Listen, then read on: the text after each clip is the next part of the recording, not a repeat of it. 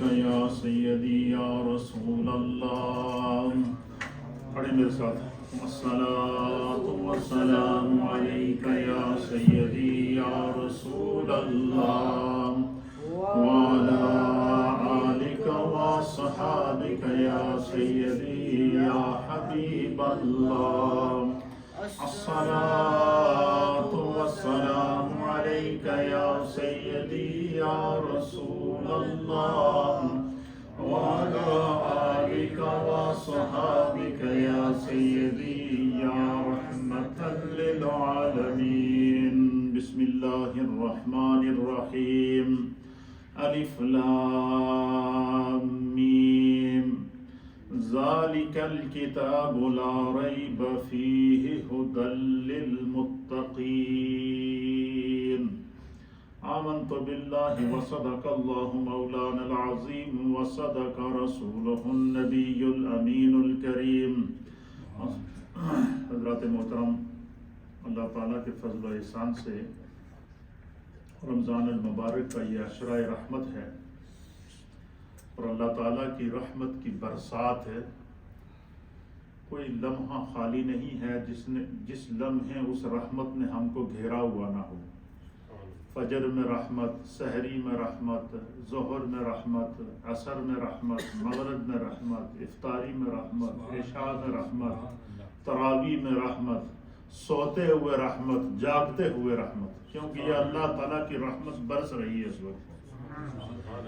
اور اب ہم میں سے ہر ایک نے یہ فیصلہ کرنا ہے کہ ہمارا دامن کتنا وسیع ہے کہ ہم خدا کی رحمتوں کو اپنے اندر سمیٹ سکیں.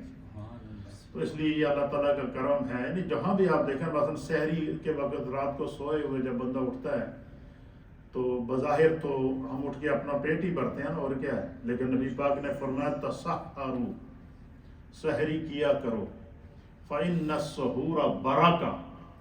اللہ تعالیٰ نے اس سحری کے ایک ایک لقمے کے اندر تمہارے لیے برکتیں رکھی ہیں.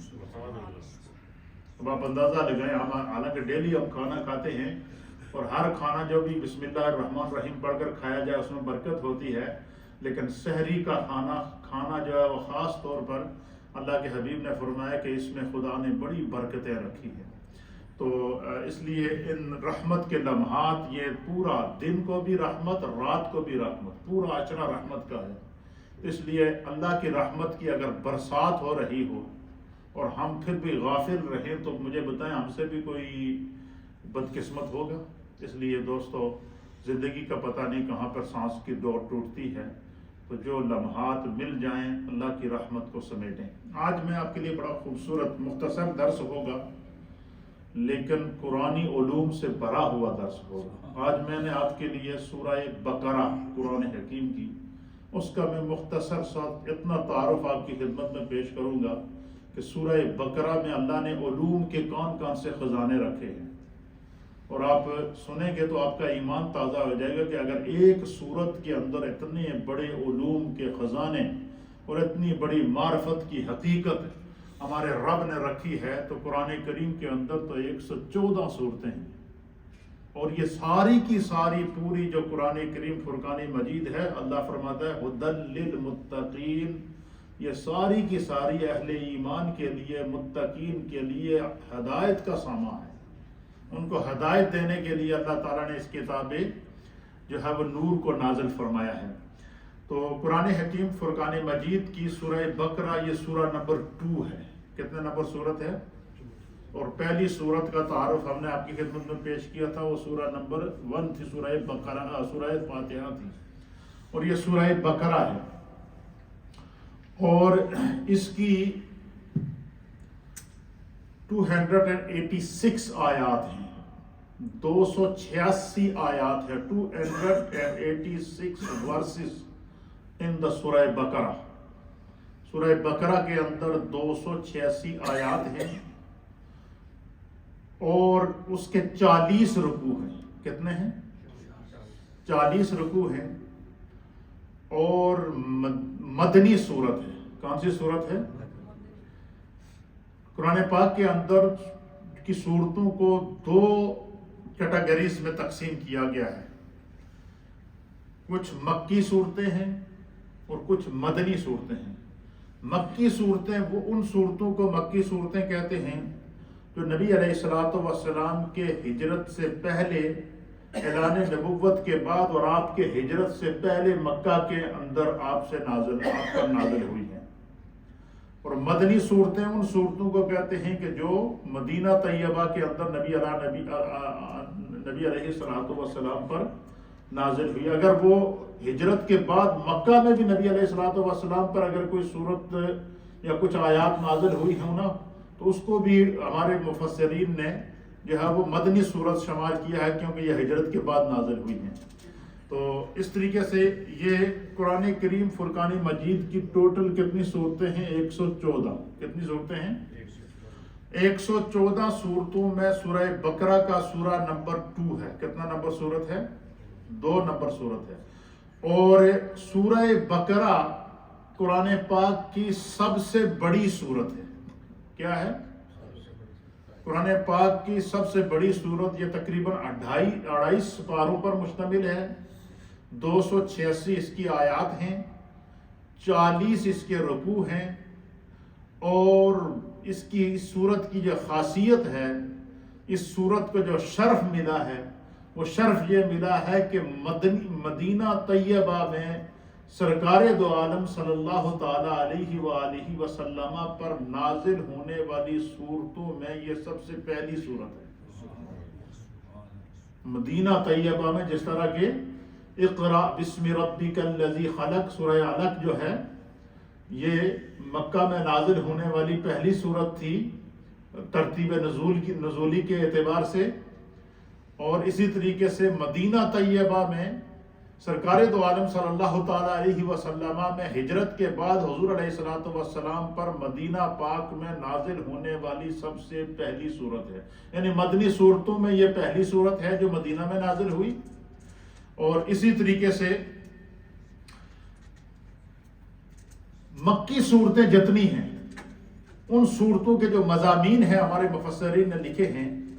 امام فخر الدین رازی رحمۃ اللہ تعالی علیہ نے تفسیر کبیر کے اندر، اور اسی طریقے سے علامہ اسماعیل حقی رحمۃ اللہ تعالی علیہ نے، اسی طرح تفسیر روح البیان ہے، تفسیر روح المانی ہے، اور اس طرح مختلف جو مفسرین ہیں، تفسیر بیضاوی ہے، تفسیر جلالین ہے، تفسیر تبیان القرآن ہے، اور اسی طریقے سے مختلف تفاسیر جو ہمارے مفسرین نے لکھی ہیں، ان کے اعتبار سے مکے کے اندر جتنی بھی صورتیں نازل ہوئی ہیں نا، ان صورتوں کے جو مضامین ہیں ان میں توحید کے اوپر زور دیا گیا ہے۔ کیوں کہ مکے کے اندر شرک بہت زیادہ تھا۔ ان کے اندر آخرت پر ایمان لانے کے اوپر زور دیا گیا ان صورتوں میں، کیونکہ بہت سارے لوگ ایسے تھے کہ جو کہہ رہے تھے بس یہی زندگی ہے، اس کے بعد کوئی زندگی نہیں ہے۔ تو آخرت پر ایمان لانے کے اوپر زور دیا گیا مکی صورتوں کے اندر۔ پھر اسی طریقے سے ان مکی صورتوں کے اندر اخلاقیات کے اوپر زور دیا گیا ہے۔ اخلاقیات کے موضوعات کے اوپر صورتوں میں نازل کیا گیا۔ کیوں کہ وہاں پر جھگڑے ہوتے تھے، قبائلی دشمنیاں تھیں، اور مختلف قسم کے جو وہ لوگوں کے اندر جو ہے وہ یعنی کئی سال تک عیسیٰ علیہ الصلوۃ والسلام کے آسمانوں پر تشریف لے جانے کے بعد سے نبی علیہ السلام کے پیدا ہونے تک یہ تقریباً کوئی 5، بعض علماء نے لکھا ہے کہ اس میں کافی عرصہ ہے جو اس پورے عرصے کے اندر کوئی نبی بیچ میں نہیں آیا، جتنا بھی عرصہ ہے وہ علی ھذا الکاس بروایات مختلفہ۔ تو ان پورے عرصوں کے بیچ میں کوئی اور نبی نہیں آیا، تو لوگ کیا ہو رہے تھے، ہر آدمی نے اپنا دین بنایا ہوا تھا، ہر آدمی کی اپنی سوچ تھی، ہر آدمی کے اندر اپنی اخلاقیات تھیں۔ تو مکی صورتوں کے اندر اخلاقیات کے اوپر زور دیا گیا، ایمانیات کے اوپر زور دیا گیا، توحید کے اوپر زور دیا گیا، شرک سے لوگوں کو منع کیا گیا، وہ اللہ تعالیٰ کے وحدہ لا شریک ہونے کے اوپر صورتوں اور آیات کو اللہ تعالیٰ نے نازل فرمایا، اور آخرت پر ایمان لانے کو نازل فرمایا۔ تو اب جس وقت سرکار دو عالم صلی اللہ علیہ وسلم ہجرت کر کے مدینہ طیبہ تشریف لائے، تو حضور علی نبینا علیہ الصلوۃ والسلام نے مدینہ طیبہ میں آ کر ریاست مدینہ قائم کی، اسلامی حکومت قائم کی، اور ایسی حکومت قائم کی کہ جو کفر کے نظام کے خلاف تھی، کفر کے نظام کے برعکس تھی، اور پھر اس اسلامی حکومت کے لیے ضروری یہ تھا کہ انسانیت کی ایسی تربیت کی جائے، انسانیت کو قیامت تک کے لیے ایسا نظام دیا جائے، انسانیت کو قیامت تک کے لیے ایسی ثقافت دی جائے، انسانیت کو قیامت تک کے لیے تمام جو ہے وہ زندگی گزارنے کے جو اصول اور ضوابط بیان کیے جائیں، تو اللہ تعالیٰ نے سورہ بقرہ مدینہ طیبہ کے اندر نبی پاک کے اوپر نازل فرمائی۔ اور ہمارے مفسرین نے لکھا ہے کہ مدینہ طیبہ میں نازل ہونے والی تمام صورتوں کے اندر، سورہ بقرہ سمیت مدینہ طیبہ میں جتنی صورتیں نبی علیہ السلام پر نازل ہوئی ہے، ان تمام صورتوں میں مسلمانوں کے انفرادی مسائل، مسلمانوں کے اجتماعی نظام حیات، اس کے متعلق اللہ نے احکام نازل فرمائے۔ انفرادی زندگی جب بندہ گزارے تو کس طرح گزارے، اس کے مسائل اللہ تعالیٰ نے سورہ مدنی صورتوں کے اندر نازل فرمائے ہیں، اور اسی طریقے سے سورہ بقرہ کے اندر بھی ان احکام کو نازل فرمایا ہے۔ پھر سورہ بقرہ کے اندر انسان کے اجتماعی جو نظام حیات ہے اس کے اصول اللہ تعالیٰ نے نازل فرمائے ہیں۔ پھر سورہ بقرہ کے اندر عبادات کے طریقوں کو بیان کیا گیا، جس طرح کہ نماز کو قائم کرو، زکوٰۃ ادا کرو، رمضان کے روزے رکھو، روزوں کا یا ایھا الذین آمنوا کتب علیکم الصیام، روزے کی فرضیت کی آیت بھی سورہ بقرہ کے اندر ہے۔ پھر اسی طریقے سے جو ہے وہ اقیم الصلاۃ، نماز کو قائم کرو، نماز کی فرضیت کے احکام بھی جو ہے وہ اللہ تعالیٰ نے اسی صورت کے اندر نازل فرمائے ہیں۔ پھر اسی طریقے سے جو ہے وہ آتوا الزکوٰۃ، زکوٰۃ کو ادا کرو، زکوٰۃ کے احکام بھی اللہ تعالیٰ نے نازل فرمائے ہیں۔ حج کے احکام بھی اللہ تعالیٰ نے نازل فرمائے ہیں۔ تو چونکہ اب انسان نے اپنی پوری زندگی کے نظام حیات کو گزارنا تھا اور ایک اسلامی ریاست سرکار دو عالم صلی اللہ علیہ وسلم نے قائم کرنی تھی، تو ریاست مدینہ کا اسلامی نظام، جس کو نظام مصطفیٰ کہتے ہیں شریعت کے اندر، اس اسلامی نظام شریعت اسلامیہ کے جو احکام ہیں زندگی گزارنے کے، ان تمام احکام کو اللہ تعالیٰ نے مدنی صورتوں کے اندر بالعموم اور سورہ بقرہ کے اندر بالخصوص نازل فرمایا، تاکہ جو ہے وہ مسلمانوں کی مکمل طور پر تربیت ہو سکے۔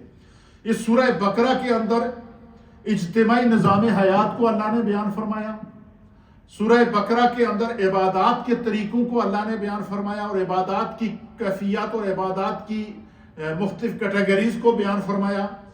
سورہ بقرہ کے اندر سیاسیات کے علم کو اللہ نے بیان فرمایا ہے۔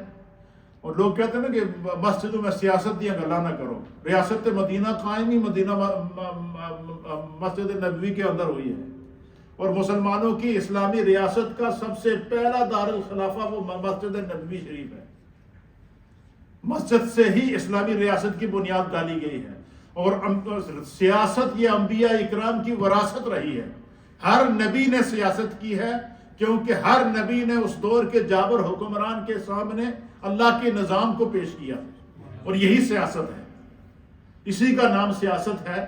تو سیاسیات کے علم کو اللہ تعالیٰ نے سورہ بقرہ کے اندر بیان فرمایا، معاشیات کا علم اللہ تعالیٰ نے سورہ بقرہ کے اندر بیان فرمایا، اسی طرح سے اقتصادیات کا علم اللہ تعالیٰ نے سورہ بقرہ کے اندر بیان فرمایا، عمرانیات کے اصول اللہ تعالیٰ نے سورہ بقرہ کے اندر اس کے احکام بیان فرمائے ہیں، اور اس کے برعکس مکی صورتوں کے اندر اعتقادات کو بیان کیا، اخلاقیات کو بیان کیا، اور توحید کو بیان کیا گیا۔ اور مدینہ منورہ کے اندر چونکہ مسلمانوں کی ریاست قائم ہو چکی تھی، اور ریاست کے لیے نظام حکومت کا ہونا ضروری ہے، ریاست کے لیے نظام مملکت کا ہونا ضروری ہے، جس طرح کہ ہر ملک کا ایک کنسٹیٹیوشن ہے، ہر ملک کا ایک آئین ہے، جس طرح کہ آئین پاکستان ہے یا برطانیہ کا آئین ہے، ہر ملک کا ایک آئین ہے، اس طرح اسلامی ریاست کا جو آئین ہے وہ اللہ تعالیٰ نے قرآن حکیم فرقان مجید کی صورت میں اور پیارے مصطفیٰ صلی اللہ تعالیٰ علیہ وسلم کی احادیث کی صورت کے اندر عالم اسلام کو عطا فرمایا، جو قیامت تک کے لیے انسانیت کی رہنمائی کرتا رہے۔ اچھا، اس کے اندر اللہ تعالیٰ نے ایسا نظام وضع کر دیا سورہ بقرہ کے اندر اسلامی ریاست کا کہ قیامت تک یہ چیلنج ہے قرآن کا، قیامت تک زمانہ جتنی ترقی کرے گا اسلامی نظام اس کا حل پیش کرے گا۔ آج تک کوئی نہیں یہ کہا، لیکن 1400 سال نبی علیہ السلام کو دنیا سے پردہ فرمائے ہوئے ہو چکے ہیں، اور اس 1400 سال کے اندر جو ورلڈ ہے یہ تقریباً 203 یا 204 کنٹریز کے اندر ڈیوائیڈ ہو چکا ہے۔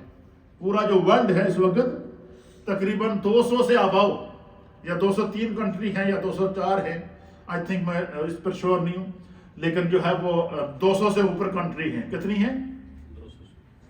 200 سے اوپر کنٹریز کے اندر ورلڈ ڈیوائیڈ ہو چکا ہے۔ ہر ملک کی اپنی حکومت ہے، ہر ملک کا اپنا ترقی کا سسٹم ہے، ہر ملک کا اپنا نظام، آئین، قانون اور کانسٹیٹیوشن ہے، جس کے مطابق ہر ملک اپنی ملکی سرحدوں کے اندر اپنے نظام کو چلائے ہوئے ہے، اور کوئی نہ کوئی ہر ملک کا یہ دعویٰ ہے کہ میں ترقی کی اس وقت معراج پر ہوں، میں ترقی کے آسمان کو چھو رہا ہوں، لیکن ترقی کے آسمان کو ہی چھوتے ہیں، آسمان سے اوپر نہیں جا سکتے۔ ترقی کے آسمان سے اوپر اگر کوئی گیا ہے تو وہ میرے مصطفیٰ گئے ہیں۔ پہلے آسمان سے بھی اوپر گئے ہیں، دوسرے آسمان سے بھی اوپر گئے ہیں، تیسرے آسمان سے بھی اوپر گئے ہیں، چوتھے آسمان سے بھی اوپر گئے ہیں، پانچویں آسمان سے بھی اوپر گئے ہیں، چھٹے آسمان، ساتویں آسمان، سترہ سے بھی اوپر گئے ہیں، لامکاں کی حدود کو کراس کر کے قرب خاص میں جا کر اپنے رب سے ملاقات کر کے، اور اس ملاقات کے اندر اپنے رب کا دیدار کر کے پھر وہاں سے ہم سب کے لیے جو تحفہ لے کر آئے وہ نماز کا تحفہ تھا۔ وہ کیا تحفہ تھا؟ نماز کا تحفہ تھا۔ اللہ اکبر، سبحان اللہ و بحمدہ، سبحان اللہ العظیم۔ تو ان مکی صورتوں کے اندر چونکہ اسلامی نظام، مسلمانوں کی اسلامی ریاست قائم ہو چکی تھی، تو نظام مملکت کو چلانے کے لیے جن اصول اور قواعد کی ضرورت تھی، ان کو مسلمانوں کی تمدنی زندگی کی فوز و فلاح اور عبادات کے اجتماعی نظام کے لیے جن ہدایات کی مسلمانوں کو ضرورت اور احتیاج تھی، ان تمام ہدایات کو اللہ تعالیٰ نے مدنی صورتوں کے اندر نازل فرما کر قیامت تک کے لیے ہمارے لیے جو ہے وہ راستہ متعین کر دیا۔ ایک بات۔ پھر دوسری یہ کہ ہمارے مفسرین نے، امام فخر الدین رازی نے بڑی ایمان افروز بات لکھی ہے۔ آپ نے لکھا کہ سورہ بقرہ سے پہلی جو سورت ہے سورہ فاتحہ ہے، تو فرمایا سورہ فاتحہ میں بندہ مومن کیا دعا مانگتا ہے؟ اہدنا الصراط المستقیم، اے اللہ ہمیں سیدھے راستے پر چلا۔ صراط الذین انعمت علیہم، راستہ ان لوگوں کا جن پر تیرا انعام ہوا، غیر المغضوب علیہم ولا الضالین، نہ کہ ان لوگوں کا راستہ جن پر تیرا غضب ہوا۔ تو فرمایا کہ سورہ فاتحہ کے اندر بندے نے اپنے رب سے کیا ہوئی؟ ہدایت کی دعا مانگی۔ کیا مانگی؟ اور میں نے آپ سے یہ سورہ فاتحہ کے تعارف میں پیش کیا تھا نا کہ سورہ فاتحہ یہ پوری دعا ہے، اور اس میں مختلف دعا ہیں، اس میں پوری زندگی کی دعائیں ہیں۔ تو فرمایا سورہ فاتحہ میں جب اہل ایمان نے اللہ تعالیٰ سے دعا مانگی نا، اور دعا بھی کیسے مانگی؟ ہر نماز میں مانگی، ہر رکعت کے اندر سورہ فاتحہ پڑھ کے اللہ سے ہدایت مانگتے ہیں، نہیں مانگتے ہم؟ فرمایا یہ جب اہل ایمان نے سورہ فاتحہ کو، اس لیے حضور علیہ السلام نے فرمایا کہ سورہ فاتحہ اللہ تعالیٰ نے میرے قلب پر 2 مرتبہ نازل فرمائی، باقی صورتوں کو تو ایک دفعہ نازل کیا گیا۔ حضور نے فرمایا سورہ فاتحہ کو میرے قلب پر 2 مرتبہ نازل کیا گیا، اور سورہ فاتحہ دنیا میں پڑھی جانے والی سب سے زیادہ صورت ہے جو ہر روز 1.5 ارب سے زائد مسلمان اپنی نمازوں، 5 نمازوں کی ہر رکعت کے اندر اس کو تلاوت کرتے ہیں۔ اب آپ اندازہ لگائیں کہ ہر روز جو سورہ فاتحہ تلاوت کی جاتی ہے اس کا کون شمار کر سکتا ہے؟ تو امام فخر الدین رازی نے بڑی ایمان افروز بات لکھی ہے۔ آپ لکھتے ہیں کہ سورہ فاتحہ میں بندے کیا کرتے ہیں؟ ہدایت کی دعا مانگتے ہیں، اور بندوں کی وہ ہدایت کی دعا اللہ تعالیٰ نے قبول کر دی ہے۔ کیا کر دی ہے؟ جب بندوں نے سورہ فاتحہ میں دعا مانگی نا کہ اہدنا الصراط المستقیم، اے اللہ ہمیں سیدھے راستے پر چلا، سیدھا راستہ ہمیں عطا فرما، اور سیدھے راستے پر ہماری ہدایت فرما، تو فرمایا اللہ تعالیٰ نے اہل ایمان کی دعا کو قبول کر کے ان کے لیے ہدایت نازل کی، اور ہدایت کے سارے احکام، ہدایت کے سارے طریقے، ہدایت کے سارے راستے اللہ تعالیٰ نے سورہ بقرہ کے اندر نازل فرمائے۔ یعنی سورہ فاتحہ میں ہدایت کی دعا مانگی گئی ہے، اور سورہ بقرہ میں سورہ فاتحہ میں مانگی گئی دعا کی قبولیت کو اللہ نے نازل فرمایا. یہ اس کے اندر اتنی بڑی معرفت کا خزانہ ہے کہ ہم ہدایت جو اللہ سے مانگتے ہیں تو وہ اس کے اندر کون سی ہدایت ہے؟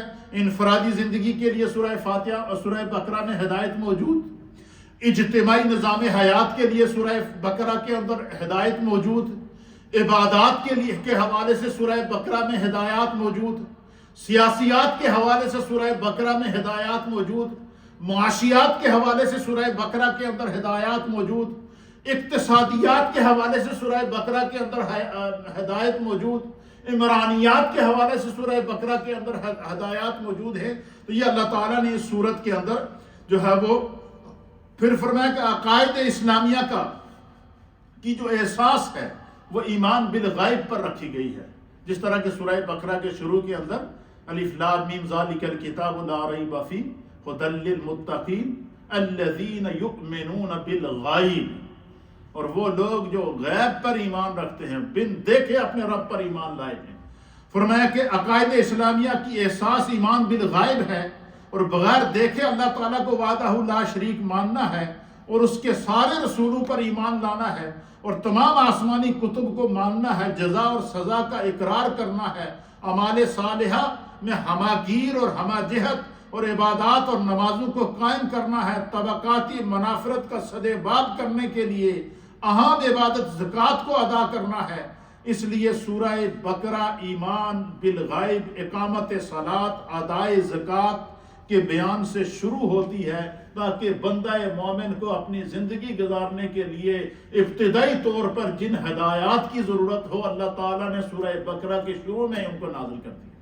اس لیے ہمارے علماء اور محدثین کہتے ہیں کہ قرآن حکیم فرقان مجید کا ترجمہ اور اس کی تفسیر ضرور پڑھا کرو. اگر پڑھ نہیں سکتے تو علماء سے اس کو سنا ضرور کرو، اور کیونکہ اس سے یہ جب ہم پڑھیں گے قرآن کو، اس کو سمجھیں گے، اس کی تفاسیر کو پڑھیں گے. آج کل ہمارے یہاں ماحول اتنا خراب ہو گیا ہے، آپ کو اگر یہ کہیں گے نا آج فلانا نعت خوان آ رہا ہے، وہ یہاں آ کر آپ کو جناب دوڑے سنائے گا، یہاں آ کر آپ کو جناب علی وہ ایسے ایسے اشعار سنائے گا کہ جن کے اندر بعض دفعہ کفریات وہ کہہ جاتے ہیں، اور بعض دفعہ اس قسم کی وہ ناچ گانا اور ڈانس کرتے ہیں، اور ہمارے لوگ جناب جھومتے ہیں، پیسے ڈالتے ہیں. تو کمال ہی ہو گئی.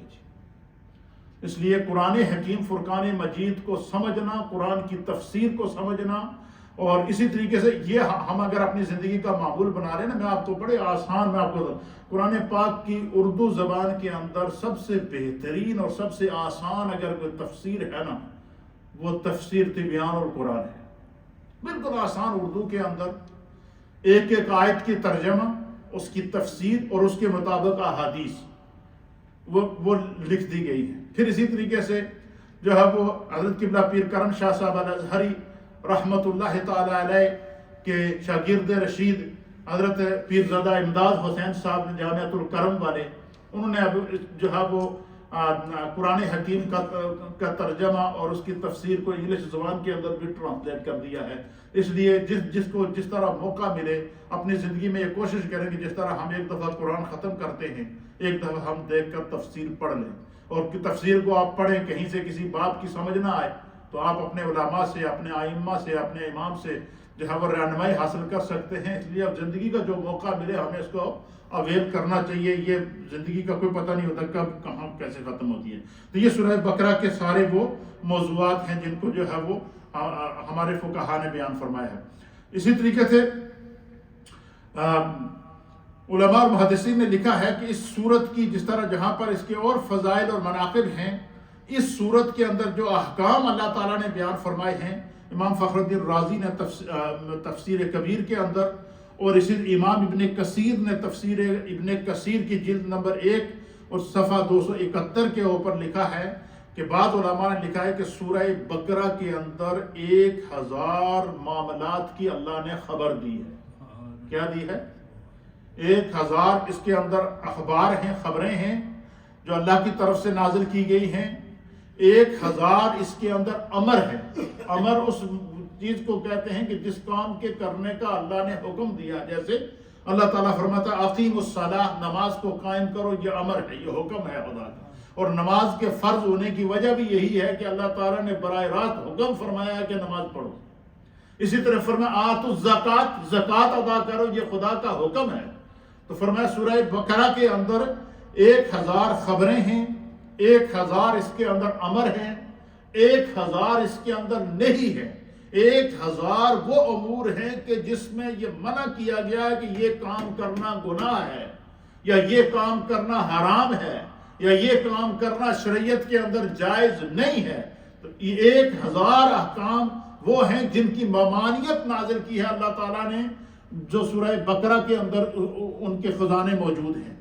پھر اسی طریقے سے فرمایا کہ ان پر مشتمل ہے. پھر بتایا کہ اس کی جو ہے وہ 287 آیات یا 286 آیات ہیں، اور اس کے 6080 کلمات ہیں، اور 25500 حروف ہیں سورہ بقرہ کے اندر. 40 رکوع ہیں، 286 آیات ہیں، اور 6080 کلمات ہیں، اور 25500 حروف ہیں.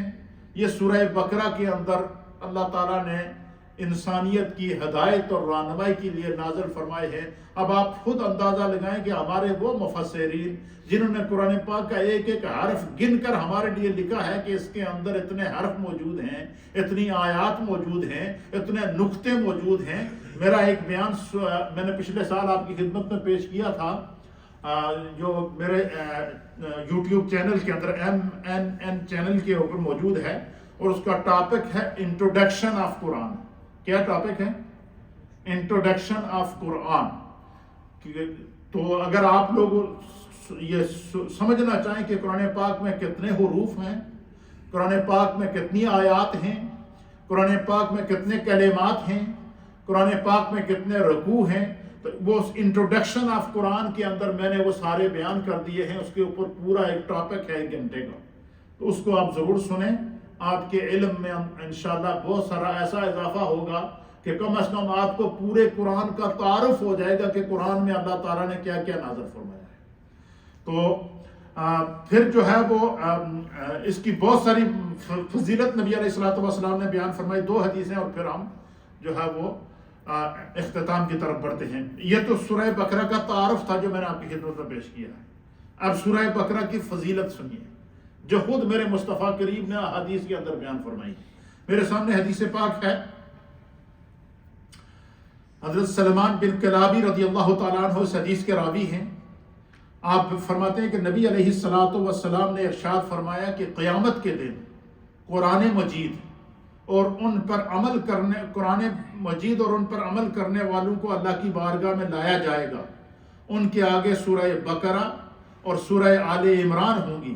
رسول اللہ صلی اللہ تعالیٰ علیہ وسلم نے ان صورتوں کی 3 مثالیں بیان فرمائی ہیں، اور جن کو میں آج تک آپ فرماتے ہیں کہ نہیں بھولا ہے. فرمایا وہ ایسی مثالیں ہیں کہ جیسے بادل ہوں یا 2 صاحبان ہوں کہ جن کے درمیان نور ہو، یا صف باندھے ہوئے پرندوں کی 2 قطاریں ہوں، اور وہ صورتیں اپنے پڑھنے والوں کی وکالت اور حمایت کرتی رہیں گی. فرمایا کہ جب جو بندہ دنیا میں قرآن پاک کی تلاوت کرتا ہے، اور جس نے اپنی زندگی میں سورہ بقرہ کی اور سورہ آل عمران کی تلاوت کی، زندگی میں کبھی بھی کسی کو اگر تلاوت کی توفیق ہوئی، تو فرمایا جب اللہ کی بارگاہ میں لایا جائے گا نا، تو سورہ بقرہ اور سورہ آل عمران ایک صاحبان اور ایک نور بن کر ان کے آگے آگے چل رہی ہوں.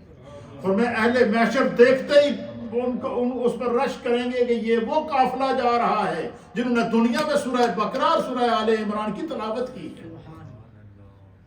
اب آپ اندازہ لگائیں کہ جس سورہ بقرہ اور سورہ آل عمران کی تلاوت کی اگر اتنی بڑی فضیلت ہے، تو ان مفسرین کی عظمتوں اور ان کے مقامات اور ان کی مرتبوں کا کون اندازہ لگا سکتا ہے جنہوں نے ایک ایک حرف کی تشریح کر کے اس کے معنی اور مفاہیم لکھے. یہ اتنا بڑا خزانہ ہے علم کا قرآن کے اندر. یہ ایک ایک سورت کے اندر، ایک ایک حرف کے اندر اللہ نے اگر اتنا بڑا خزانہ رکھا ہے، تو اس کی جو ہے وہ عظمتوں کا کون اندازہ لگا سکتا ہے. پھر فرمایا کہ یعنی قیامت کے دن اللہ تعالیٰ ایک مخلوق پیدا فرمائے گا جو بادل اور صاحبان یا پرندوں کی قطاروں کی طرح ہوں گی. اور قرآن پڑھنے والوں اور قرآن پر عمل کرنے والوں پر وہ قیامت میں جب سورج سوا نیزے پر ہوگا وہ سایہ کیے ہوئے ہوں گے. یعنی قیامت میں جب نفسا نفسی کا عالم ہوگا، سورج سوا نیزے کے اوپر ہوگا، ہر انسان اپنے ہی پسینے کے اندر ڈوبا ہوا ہوگا. فرمایا اس لمحے جس نے دنیا میں سورہ بقرہ کی تلاوت کی، سورہ آل عمران کی تلاوت کی، فرمایا قیامت کی گرمی میں وہ اس کے اوپر صاحبان بنی ہوں گی. جیسے گرمی میں ہم چھتری رکھ کے نہیں چلتے ہیں کہ سایہ ملے، فرمایا اللہ کے قرآن کا، اللہ کے نور کا سایہ ان لوگوں کے اوپر ہوگا جنہوں نے دنیا میں سورہ بقرہ کی تلاوت فرمائی. حضرت ابن عباس رضی اللہ تعالی عنہما آپ بیان فرماتے ہیں کہ ایک دن حضرت جبریل علیہ السلام نبی علیہ السلام کے پاس بیٹھے ہوئے تھے. جبریل علیہ السلام بارگاہ مصطفیٰ میں بیٹھے تھے کہ ناگہاں رسول اللہ صلی اللہ تعالی علیہ وآلہ وسلم نے ایک آواز سنی اور نبی صلی اللہ تعالی علیہ وسلم نے سر اٹھایا. حضرت جبریل نے کہا کہ یہ آسمان کا ایک دروازہ ہے جس کو صرف آج ہی کھولا گیا ہے. یہ جو آپ آواز چرچراہٹ کی سن رہے ہیں، یعنی حضور علیہ السلام بیٹھے ہوئے تھے، جبریل آپ کی پاس موجود تھے، تو حضور فرماتے ہیں کہ آسمان سے ایک آواز آئی اس طرح کی جس طرح کسی نے کوئی بڑا دروازہ کھولا ہے. تو جب اس کی چرچراہٹ آئی نا تو حضور فرماتے ہیں کہ میں نے آسمان کی طرف دیکھا تو جبریل نے مجھ سے فرمایا کہ یہ آسمان کا ایک دروازہ ہے جس کو آج ہی کھولا گیا ہے اور آج سے پہلے اس کو کبھی نہیں کھولا گیا ہے. پھر اس سے ایک فرشتہ نازل ہوا. حضرت جبریل علیہ السلام نے فرمایا کہ یہ فرشتہ آج پہلی دفعہ زمین پر نازل ہوا ہے، اس سے پہلے یہ نازل نہیں ہوا.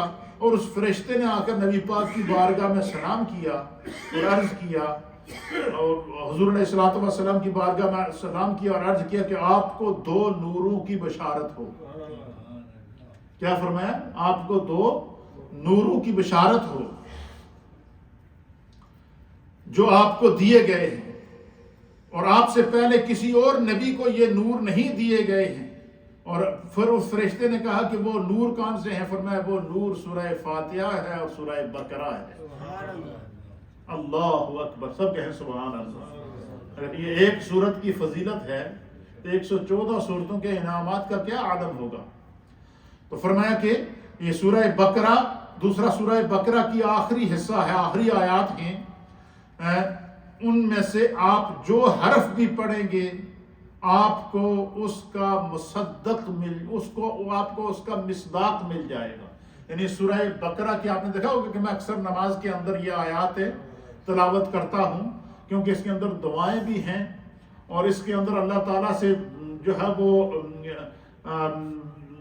اس کے کرم اور رحمت کی طلب بھی ہے.